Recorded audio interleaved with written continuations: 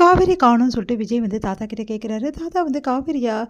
இல்லைப்பா அவன் உன் கூட வரலையா அப்படின்றாங்க. இல்லை தாத்தா இன்னைக்கு வேலைக்கே வரல காவேரி.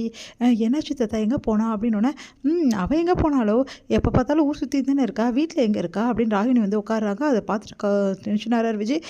இங்கே பாருங்க தாத்தா அவங்க வேலை என்னமோ பார்க்க சொல்லுங்கள், ஏம்மா தேவையில்லாத பிரச்சனை தலையிடுற அப்படின்னோடனே ராகினி வந்து அப்படியே பார்த்துட்டு ஓவராக பண்ணிக்கிறாங்க. அடுத்து வந்து இங்கே என்ன பண்ணுறாரு தாத்தா வந்து, நீ டென்ஷன் ஆகாதடா, ஃபோன் பண்ணு காவேரிக்கு, சரி வீடியோ காலே பண்ணு அப்படின்னோடனே, இல்லை தாத்தா நான் நிறைய வாட்டி ஃபோன் பண்ணிட்டேன் காவேரி எடுக்கவே மாட்டேங்கிறா, சரி இந்தா என் ஃபோனு இதில் பண்ணு அப்படின்னோடனே, ஏன் தாத்தா அப்படின்றாரு. இல்லைப்பா ஒரு சில டைமில் வந்து வந்து நம்மளுக்கு வந்து கோவம் இருந்ததுன்னா பேரில் அவங்க ஃபோனை நம்ம எடுக்க மாட்டோம். ஒரு வேளை காவேரிக்கிட்ட உனக்கும் காவேரிக்கும் கோவம் கூட இருக்கலாம், சின்ன சின்ன மனஸ்தாபங்கள் கோபங்கள் எல்லாம் புருஷன் பொண்டாட்டிக்கிட்ட ஊழல் எல்லாம் வரும் தப்ப செய்யும், அதெல்லாம் மிஞ்சினது தானே உறவு. அதனால தான் சொல்கிறேன், நீ என்ன பண்ணு காவேரிக்கு வந்து என் ஃபோன்லேருந்து ஃபோன் பண்ணு, அதுவும் வீடியோ கால் பண்ணு, அப்போ தான் அவள் எங்கே இருக்கான்னு கண்டுபிடிக்க முடியும் அப்படின்னோடனே, சரிங்க தாத்தான்னு சொல்லிட்டு வீடியோ கால் பண்ணுறாரு.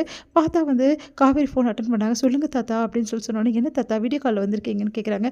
இல்லைம்மா நீ எங்கே இருக்க, ஏன் உன்னை வீட்டுக்கு வராமல் இருக்க? இல்லை தாத்தா இது வந்து அக்கா கூட வந்தேன், அதான் கொஞ்சம் லேட் ஆகிடுச்சு சாரி தாத்தா அப்படின்னோடனே, சரிம்மா இவ்வளோ லேட்டாக வருவேன், வேறு எங்கே போயிருக்கம்மா, வீட்டுக்கு இன்னும் வரலையே, விஜய் கூட வந்துட்டாமா அப்படின்னு. விஜய் வந்து நான் தான் பேசுகிறேன் அப்படின்னாரு. உடனே என்ன பண்ண தெரியாமல் காவேரி தவிக்கிறாங்க.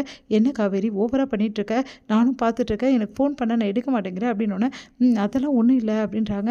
சரி நான் வந்துடுறேன் வீட்டுக்கு அப்படின்னோடனே, இங்கே பாருங்கள் எனக்கு தெரியாது நீ எங்கே இருக்கன்னு முதல்ல சொல்லு, நாங்கள் வந்து அவனை முதல்ல நானே வந்து கூட்டிகிட்டு வந்துடுறேன். ஆமாம்மா அவனே வந்து கூட்டிகிட்டு வந்துடுறாங்க, எங்கே இருக்கேன்னு சொல்லுமா அப்படின்னோடனே, இல்லை தாத்தா வண்டி எதுவும் கிடைக்கல வர்ற வழியில், அதனால் ஆட்டோக்காக வெயிட் பண்ணிகிட்ருக்கேன், எந்த ஏரியா சொல்லு அப்படின்னோடனே, சரி நானே வந்துடுறேங்க வச்சுருங்க அப்படின்னு சொல்லிட்டு வச்சுட்டாங்க.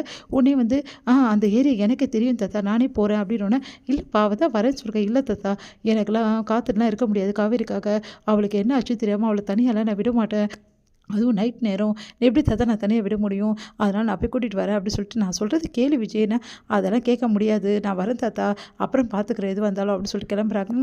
2 பேரும் என்ன தான் இப்படி பண்ணுறாங்களோ அப்படின்னு சொல்லிட்டு தாத்தா யோசிக்கிறாரு.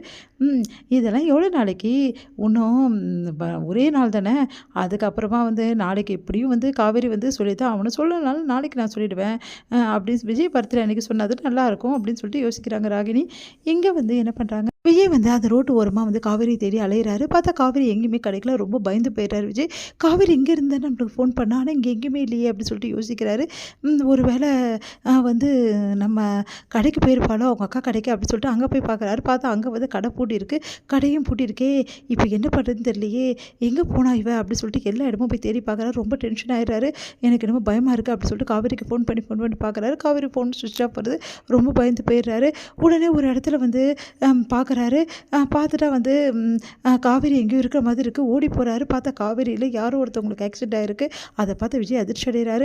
அடுத்து வந்து ரொம்ப பதறி போகிறாரு. காவேரி எங்கடி இருக்க அப்படின்னு சொல்லிட்டு பதறி போகிறாரு. எல்லா இடமும் தேடுறாரு. அதுக்கப்புறம் காவேரி ஒரு இடத்துல நின்றுட்டுருக்காங்க. அதை பார்த்தா விஜய் ஓடி போகிறாரு. காவேரி ஏன் காவேரி இப்படிலாம் பண்ணுறா, இவ்வளோ பயந்துட்டு தெரியுமா அப்படின்னோடனே, பயந்துட்டிங்களா அப்படின்னு சொல்லிட்டு காவேரி வந்து அப்படியே கணத்தில் கை வைக்கிறாங்க. அப்படியே கட்டி பிடிச்சிக்கிறாரு. ஏன் காவேரி இப்படி பண்ணுற, என்கிட்ட சொல்லிட்டு போகலாம்ல, இல்லை நீ எங்கே இருந்தியோ அங்கேயே இருக்கலாம்ல, ஏன் இப்படி பண்ணுற அப்படின்னோடனே, உடனே வந்து இங்கே பாருங்கள் அப்படின்னு சொல்லிட்டு காட்டுறாங்க. பார்த்தா விஜய்க்கு சர்ப்ரைஸ் கொடுக்க காவேரி நிறைய ஏற்பாடுலாம் பண்ணியிருக்காங்க. அதை பார்த்தா விஜய் அதிர்ச்சி அடைகிறாரு, அசந்தம் போகிறாரு. உடனே பார்த்துட்டு வந்து என்ன காவேரி இதெல்லாம், ஹாப்பி பர்த்டே அப்படின்னு சொல்லிட்டு வந்து பூ கொடுக்குறாங்க. அதை வாங்கின விஜய் வந்து அப்படியே வந்து ஒன்றும் புரியாமல் யோசிக்கிறாரு. நான் ரொம்ப பதறிட்டு தெரியுமா, பதறிட்டிங்களா அப்படின்னு சொல்லிட்டு அப்படியே ஹக் பண்ணி வந்து ஒரு கிஸ்ஸும் பண்ணுறாங்க.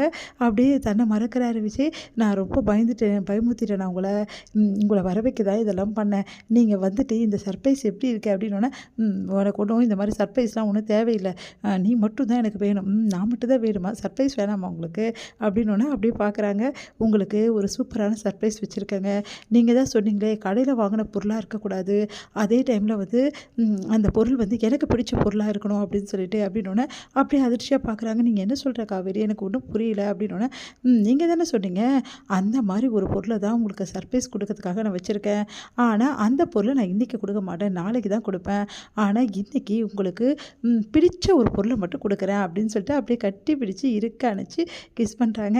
இந்த பொருளை தானே நீங்கள் விரும்புனீங்க அப்படின்னோடனே சந்தோஷம் தாங்க முடியல விஜய்க்கு. அப்படியே வந்து மறுபடியும் கட்டி பிடிச்சிக்கிறாரு சந்தோஷத்தில்.